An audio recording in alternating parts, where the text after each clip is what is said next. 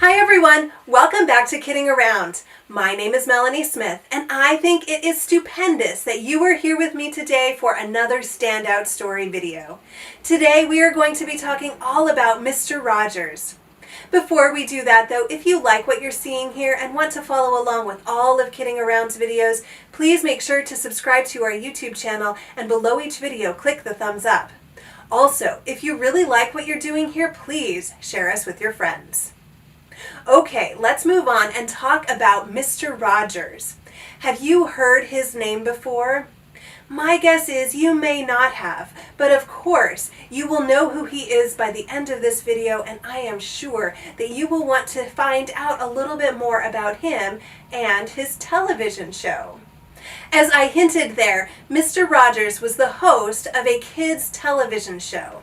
He was the host when I was little, and also when people who are older than me were little too.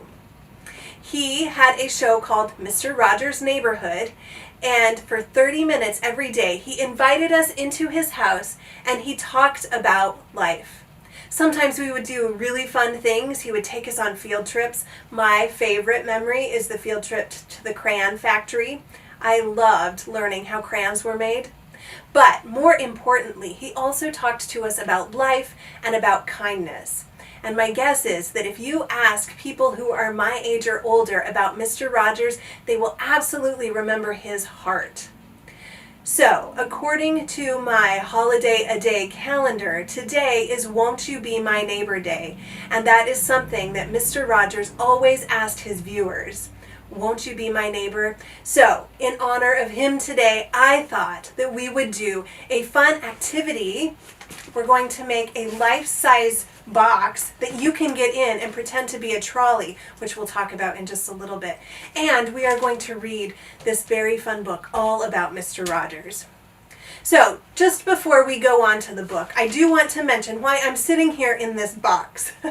This is the activity that we will be doing today. You will get to make a box that you can wear. If I could stand up here and still be on camera, you could see that this goes around my waist and then I can hold it and I can run around and pretend that I am a trolley. You might ask, why a trolley? Well, at the end of every episode, Mr. Rogers would transport his viewers on this trolley to the land of make-believe. So he would call out his little trolley and we would all hop on and then we would end the episode in this wonderful land of make-believe. So I thought today it would be a nice tribute to Mr. Rogers on Won't You Be My Neighbor Day to make this trolley. So we are going to be making this later today, and at the end of our craft you are going to be able to fit in this trolley and you can transport yourself to the land of make-believe with your own 2 feet. So we are going to do this in just a little bit, but before we do that, I think we should learn a little bit more about Mr. Rogers. So we are going to be reading this book all about him. It's called Hello Neighbor, The Kind and Caring World of Mr. Rogers. It's our insides that make us who we are, that allow us to dream and wonder and feel for others. That's what's essential. That's what will always make the biggest difference in our world. Fred Rogers. Hello Neighbor, the Kind and Caring World of Mr. Rogers. Welcome to Mr. Rogers' neighborhood. As you can see, this is no ordinary neighborhood. It's the set for a television program. A children's television program that's connected with countless families since it was first broadcast nationally in 1968. There were many things that made it different from your neighborhood. There were actors, camera operators, musicians, stage sets, and puppets. It took a great deal of work and love to bring the neighborhood to life each day. And it was all started by a man named Fred McFeely Rogers. Growing up near Pittsburgh, Pennsylvania, Fred had many interests. He especially loved playing with puppets and music. He learned to play the piano at the age of 5. And here's a picture of Fred playing his first piano. Fred's grandfather, McFeely, always said, "Freddie, you made this a special day just by being you." Fred's family was proud of his talent and encouraged him to study music and composition as he got older. Here's a picture of Fred playing with his baby sister Elaine, and Fred playing the piano grandmother McFeely bought him when he was 9 years old. Fred was shy and often lonely. He was sometimes bullied, but whimsy and imagination were helpful to him, and so was his faith. After college, he planned to become a minister, and years later, he did become a special kind of minister. But at this moment in his life, something unexpected happened. In those days, television was new and just beginning to become popular, and Fred didn't like what he saw. "I saw people throwing pies in each other's faces and all kinds of demeaning behavior, and I thought, why is it being used in this way? This could be a wonderful tool for education. And so I said to my parents, I think maybe I'll go into television." So he went to work for the National Broadcasting Company, NBC, in New York City to learn how television programs are made. At first, Fred simply ran errands and fetched things that were needed around the studio, and he learned a great deal. Best of all, he learned that connecting with younger viewers through children's television was what he loved most. Fred moved back to Pittsburgh and began working on a television program for children. He continued to stay behind the scenes, but he took on a more creative role. Drawing on his background in music, he wrote songs and created characters, returning to his childhood love of puppetry. And this is the land of make-believe, with the puppets of Daniel Striped Tiger, Henrietta Pussycat, King Friday the 13th, and X the Owl. The trolley transported us there every day. As an adult, Fred remembered the wonder of childhood as well as the fears. He spent a lot of time studying and learning about children and about their needs and feelings. And in time, it became obvious to him that too much of children's television was no more than silly and flashy entertainment. Fred had a new mission: to create a very different kind of children's television program that spoke to its audience with respect and understanding. A program where Fred would perform as never before in front of the camera and speak directly to his audience. And he would simply be his honest self, curious and playful, attentive and compassionate. Here he says, "The greatest gift you can give is your honest self." On February 19th, 1968, Fred became a permanent resident of Mr. Rogers' neighborhood when it premiered nationally on public television. And now, welcome back to the neighborhood. Fred began every episode by singing his welcoming song and changing into his comfortable cardigan sweater and sneakers. And he would sing these words every single time. "Let's make the most of this beautiful day. Since we're together, we might as well say, would you be mine? Could you be mine? Won't you be my neighbor?" Then a new idea, person, or place would be introduced. Just like in life, there were good times in the neighborhood, like visiting the circus or a neighborhood school. But there were difficult times too, like saying goodbye to a beloved pet. Fred understood that children have many feelings and interests, and all of them are worth mentioning and exploring. Mr. Rogers had many regular visitors like Mr. McFeely, a friend who brought deliveries and discoveries, and Joe Negri, who owned a nearby music store. Welcoming and accepting others and their differences was of great importance in the neighborhood. Fred made sure to include a diverse range of actors performing important roles. Police Officer Clemens was the first African-American character to appear in a recurring role on a children's television series. And here are many of those recurring characters. Fred realized that children were naturally curious about the world around them. So as Mr. Rogers, he often took us out of his home to meet new people and discover new places. We found out how people make things and how workers do their jobs. Hey, it's the crayon factory! He also took us to a toy ball factory, a sneaker factory, a trumpet factory. We even met world-famous artists in the neighborhood, like Eric Carle, Yo-Yo Ma, and Margaret Hamilton. Each day in the neighborhood, we spent time pretending when Trolley took us from Fred's television house to the neighborhood of make-believe. Here in the neighborhood of make-believe, an ensemble cast of puppets and people acted out a story about the subject introduced in the beginning of each episode. When Mr. Rogers visited a school, the neighborhood of make-believe built a school. When we saw how people make crayons in his real neighborhood, the neighborhood of make-believe held a coloring contest. And these are all of the puppets who lived in the land of make-believe. There were also real people too, but they also played characters similar to the puppets. Fred loved the expressive and connective nature of playing and listening to music, so lots of music was played throughout the neighborhood. A jazz trio played the background music throughout the program. And of course, each day in the neighborhood, Fred sang songs he had composed. Throughout his career, Fred wrote hundreds of songs about the important things children feel and learn as they grow, like Many Ways to Say I Love You, What Do You Do with the Mad That You Feel, and It's You I Like.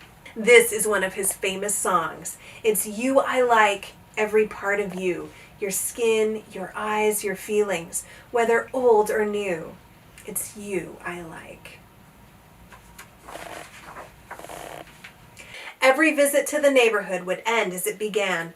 Mr. Rogers changed back into his jacket and dress shoes while singing his song of love and reassurance to let us know he would be back next time. It's such a good feeling to know you're alive. It's such a happy feeling you're growing inside. It's such a good feeling, a very good feeling, the feeling you know that we're friends. Fred played many roles in the making of more than 900 episodes of Mr. Rogers' Neighborhood. He wrote the scripts. He was the songwriter and singer, performer, and puppeteer. He oversaw and approved what went on in every episode. Beyond his own contributions, he truly loved working with others. He respected and appreciated the talents and artistry of all who were involved in the creation of Mr. Rogers' Neighborhood. And because of this, everyone felt connected in a very sincere and personal way. Just like a real neighborhood.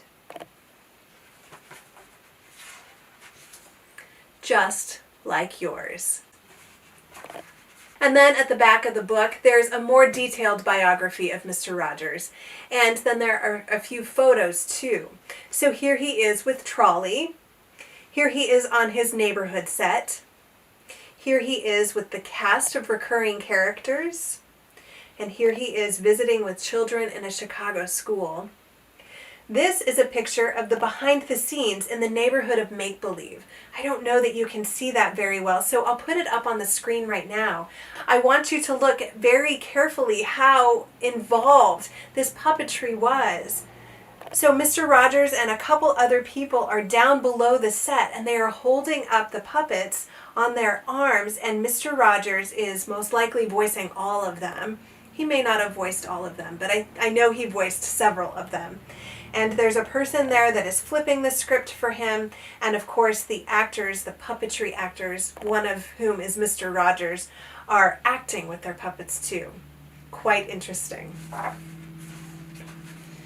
And then here's some more information, a visual glossary, things about the show. Absolutely, if you get a chance to check this book out from the library, I would highly encourage it, and you will learn even more about the show than we're talking about here. You are a very special person. There is only one person like you in the whole world. There has never been anyone exactly like you before, and there never will be again. And people can like you just because you're you. Fred Rogers. I have to say that quote perfectly sums up Mr. Rogers to me. He knew that everyone was special in their own way, and he also thought it was very important to accept people for who they are and like them just as they are. So I think it's really cool that we today are going to be able to do an activity that honors Mr. Rogers. So, as I mentioned earlier, we are going to be making the trolley that takes kids to make-believe land. And once you make your trolley, you can let it take you wherever you want it to take you. You could take it to Mr. Rogers' make-believe land, or you could take it to the moon, or you could take it to the center of the earth, or wherever you want it to take you, it absolutely can. The power of imagination is great, and that is absolutely something that Mr. Rogers felt as well. All right, so to make this trolley, you are going to need a few supplies. You will need a large box. This should be a box that is large enough to fit around your waist. I'm going to be using this box today as we go through this craft together. This obviously isn't quite big enough to go around my waist, but it's easier to show you how to do this on something that's a little bit smaller in my small little space. When you get a great big box and a lot of paper in a small space, it becomes quite cumbersome. So as you're working on this, you should also use that as a tip for you. Find a place that you can really, really move around and it will be a lot easier. All right, so a great big box is what you need. And then you will need some heavy-duty packing tape. You will need a pair of scissors. You might need a pair of heavy-duty scissors if you need to prepare your box. We'll talk about how to get it prepared, but these heavy-duty scissors are a lot better for cutting cardboard. You will need a glue stick. You will need some red wrapping paper, and if you don't have any red wrapping paper, there's a link below this video to where you can buy it. And then you will also need 3 pieces of construction paper in the colors of red, yellow, and light blue. Also, if you want to put people on your trolley, you can take a picture and include that picture in your supplies as well. You can see here that my daughters are riding my trolley. Or you can draw pictures. So you might want to have some white paper and some colored pencils or markers available to draw people. Or you can let it just ride around empty. Mr. Rogers' trolley always rode around empty. I mean, we as viewers were on it, but it looked empty to everyone else. All right, so let's go ahead and get started. Okay, so the first thing that you will need to do is prepare your box. I don't know what state your box will be in when you first start. It may be completely put together, like a box like that, or it could be flat, who knows. But here's how you want to get it ready for this craft. You want to open it up so it's completely open and flat, so you may have to cut a seam of tape. Boxes have tape on ends to keep them together. Like, you know, if this were closed, you could clearly imagine a piece of tape across that, right? So you'll want to cut any tape like that and get it to the point that it is flat. Then you are going to cut one set of flaps off. So when you are done, you will have the main part of the box and one set of flaps, but the other set of flaps are gone so that you will be able to put your legs through. All right, once you have it like this, then you are going to take some tape and you are going to tape the flaps together. So you take a piece of tape and you put it on one flap, you put one side of your tape on one flap, and then you hold the other flap close, and then you stretch it across that little break there. Oh my goodness, can you see my hair? Tape, my hair gets in tape all the time. All right, and then you put the other side of the tape on that flap that's right next to the flap that you started with. All right, and so you are going to do this for all 4 corners of your box. So you can definitely see that I had already used, this box is recycled, it's been used several times, and you can see that I had used this at one point in not making a trolley, but definitely at one point I needed the flaps taped together, so you can see that I have already done this once. So this is the second time that I am taping these flaps together. If I had known the first time, I just wouldn't have cut them. All right, so again, I'm taking one side of the tape, putting it on one flap, and then I'm taking the other side of the tape and putting it on the flap right next to it. Okay, at that point, you will have this. You will notice you can still flatten it out, and that's by design because this means that it will be easier for you to store. You don't have to find room for something this big. You only have to find room for something this big, so you could slide it behind a headboard or behind a dresser for safekeeping until the next time you want to go to a land of make-believe.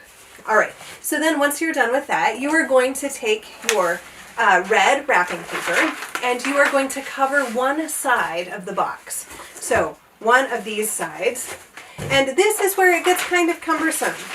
So you can see I've already pre-cut my paper. That's good to do. It's a little bit cumbersome. Man, that's the word of the day, I guess. So if you ask a grown-up for help, I think you will definitely be in good shape. They can help you measure it out. So really what you want to do is you lay out your entire, your roll of wrapping paper. You kind of roll a little bit out, and then you lay down your box on top of it, and then you cut quite a margin around it. So you can see there that the paper comes out on all sides. If you do that, you will be very well off. But definitely feel free to ask a grown-up for help. All right, so once you have it like this, you are going to put the edge that you want your red paper on, just the edge of the box slightly over the paper. So you can see there how I've done that. And then I am going to try to keep it there as best I can so that it's still under the box. And then I am going to pull my red paper up and flatten it. I'll fold it right over the edge of the box. Because this is bigger than the box, you are going to have wings out to the side. That's okay, don't worry about it. We'll get to that in just a minute. All right, so then I'm going to lay it down, and I am going to take a small piece of my packing tape, and I am going to tape it down just like that. So I fold it over the red paper, and then I am going to tape the inside, on the inside of the box, the red paper to the box. Then I am going to turn it around, and I am going to do the same on the other side. So here, I'll turn it up like this so you can see it a little bit better. And then I am going to take a piece of tape and just tape right down in there. I am taping a little bit blind right there. You'll be able to see better than I will because you'll have more room to move around. All right, so now you've got the top and the bottom taped, but you need to take care of these wings. So what I'm going to do is I'm going to turn it so the paper is away from me, and then I am going to find this side of the box that isn't covered. So the red paper is away from me, and then I'm going to come to the right side of the box, and I am going to just cut the paper right along this side of the box.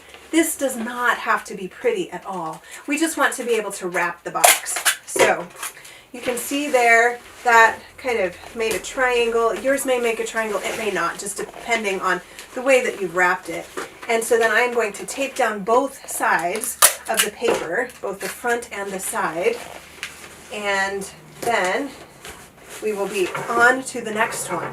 So then I'm going to do this on the other side. So I'm cutting right along the side of that box, and then I am pushing down the paper. And you can see this one did not cut into the triangle that the first one did. That's okay. It doesn't really matter. Nobody's going to be looking inside the box. They're going to be looking at the outside of the box. So no problem. So I'm taping both sides of that cut paper. Now I will flip it, and I am going to do the same thing on the top of the box as well. So I'm going to cut both at the same time, and then I will tape in the paper. All right, so if you are using a tape dispenser like I am that has very, very sharp edges, you want to be very careful. It is so easy to accidentally cut yourself on those. So beware, have an adult around, ask for some tips, and ask for help if you need it, okay? All right, so I am taping that first piece down, and now I will tape the second piece down too. All right, there we go. And now we have a covered side in paper. I am going to go ahead, this is still kind of bubbling out, so I'm going to go ahead and just take one piece of tape and tape it down right there. You could tape this whole side. I'm taping it down just enough so that it's not easily torn. You might want to tape the whole side if you want. just because then you don't accidentally catch it on something and tear your paper. All right, so at this point, I am ready to go, and I am ready to make my trolley. If you want to, at this point, you could wrap your entire box. You could do this on the other 3 sides. It's up to you. I'm going to just wrap the front, and I will show you how to do that. But again, remember, this is your craft, your activity. You do it how you want to. Okay, so now I have the front of my trolley ready to go. So now I want to make these little places where you would see the people sitting. If you were on the outside of the trolley, you would see, you know, the rows in there and the little places where people can walk up to sit down. So to do this, I'm going to pull out my construction paper, and I am going to cut it so that it works here on my trolley.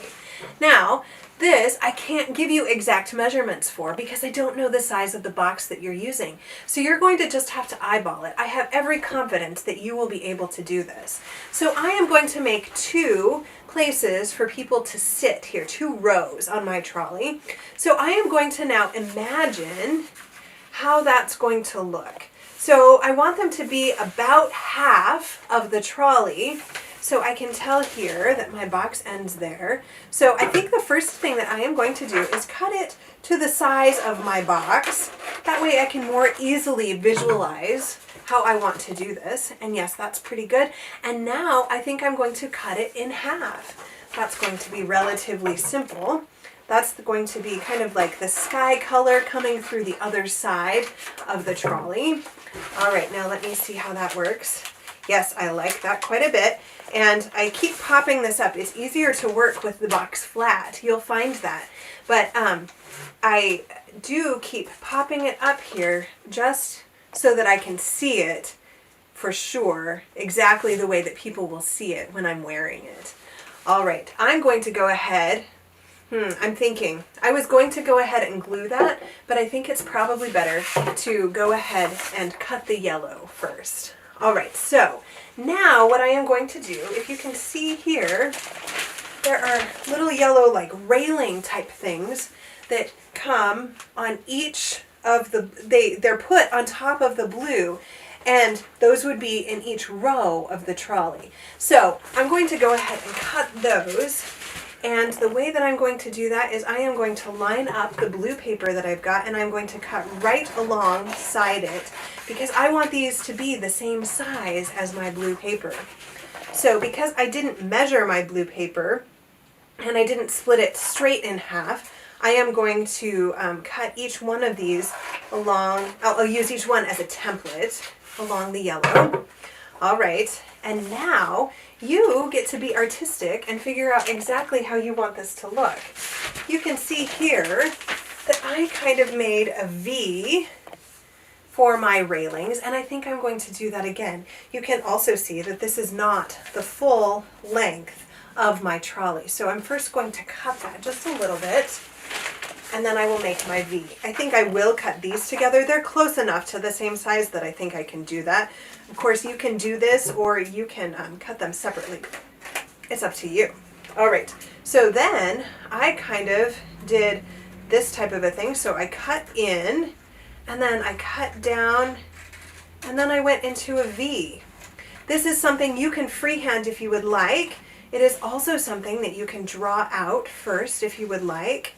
But I don't know, I have found that it's very freeing for me to be able to cut without drawing. So I just visualize it first. What do I want it to look like? And then I go in and I cut. But clearly it is totally fine for you to first draw that. But you know, it's basically a V, right? Okay, so now I think that I can go ahead now and glue everything on. So I will first glue on my yellow paper to my blue paper. Of course, this you can do in any order that you want. So I am just gluing here my yellow V onto the blue paper, and I will do that with this one as well. And then we will glue the blue part onto the red part. Does your glue stick always fall down like mine does? It seems like mine has always fallen. Okay, so I've got those done. And yes, I like that quite a bit. I'm going to pop it up just to make sure. Oh, I'm glad I did because they weren't quite centered. All right, so I like that. I'm going to very carefully lay that down, and then I am going to glue on the blue. That rhymes, glue on the blue. All right, and then I will put it down right where I picked it up. And there we go. All right, let's see. Let's pop that up one time. I could still move it. The glue is still wet enough, but I like that. I don't know if you noticed, I am wearing a cardigan today. That too is in honor of Mr. Rogers. So he would come into his house and he would change his shoes. He would be wearing fancy shoes and he would change them to tennis shoes so he was comfortable. And he would be wearing a suit jacket and he would change into a cardigan. And that meant he was comfortable and it was time to be able to talk with his friends. So I thought it was a perfect day to wear a cardigan. And he did that all while he sang. He sang his song that we talked about in this book. He was such a kind person. All right, so now I think we have our trolley. You can see it there. That's how people would see it, and you would be sitting right here or standing right here. So this is a great time for you to be able to put in your people. If you want to put people in, you can cut out a photo or you can draw people. I actually just realized that I have these two people here from a previous Kidding Around video. Do you remember these? Yeah, so these would go in here perfectly well. So I actually think I might just glue them in.